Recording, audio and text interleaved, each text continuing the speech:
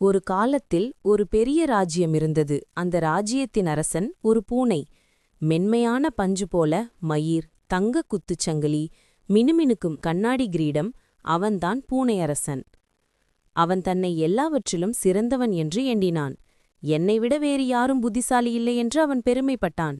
ஆனால் விதி சொல்லும் கதைகள் எப்போதும் சுவாரஸ்யமாக இருக்குமல்லவா?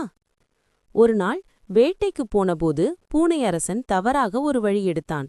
அவன் விழுந்தவிடம் ஒரு நாய்களின் கிராமம். நாய்கள் நகைச்சுவையாக நடனமாடிக் கொண்டிருந்தன, விளையாடிக் கொண்டிருந்தன, ஒருவருக்கொருவர் உதவி செய்து கொண்டிருந்தன. அவன் அவர்களை பார்த்ததும் சற்றே மூச்சை இழுத்தான். நாய்கள் என்னை மதிக்குமா என்ற பெருமைமுகு எண்ணம் அவனுள் இருந்தது.